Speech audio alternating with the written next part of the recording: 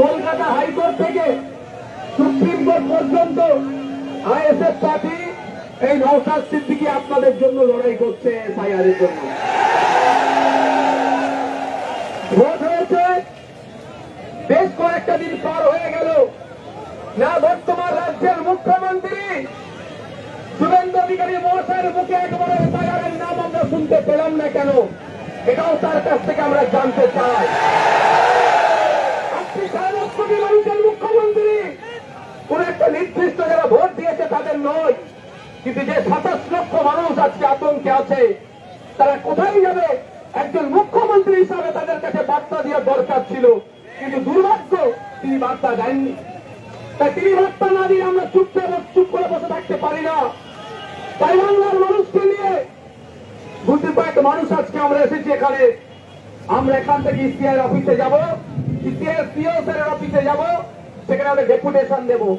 আমাদের একটাই দাবি, দ্রুততার সাথে এই 27 লক্ষ যে নাম ডিলিট হয়েছে এই মামলা নিষ্পত্তি করে এদের ভোটার লিস্টে নাম তুলতে হবে।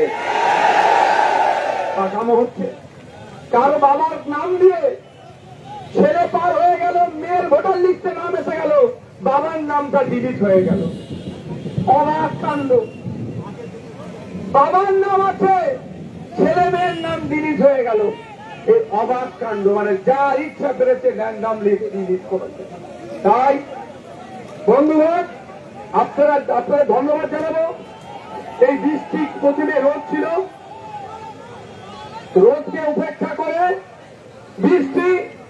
বৃষ্টিকে উপেক্ষা করে আমরা ধর্মতলায় এসে পৌঁছেছি। আজকে আমাদের এখান থেকে একটা টিম ডেপুটেশন দিতে যাবে।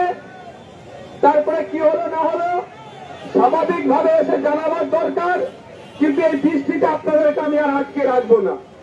বক্তব্য শেষের সাথে সাথে আপনাদেরকে বলবো বাড়ির পথে রওনা দেবেন। আর কি হলো না হলো ওটা social media, mainstream media, ISF এর পেজ, বিভিন্ন আইডি থেকে আপনারা জানবেন। আমাদের নেতৃত্বের মাধ্যমে কি আলোচনা হয়েছে আপনাদের ওটা জানিয়ে দেওয়া হবে। তবে একটাই কথা, একটাই আমাদের দাবি, সেটা হচ্ছে দ্রুততার সাথে এই মামলা নিষ্পত্তি করে এই 27 লক্ষ যে নাম আছে তাদের ভোটার লিস্টে নাম তুলতে হবে।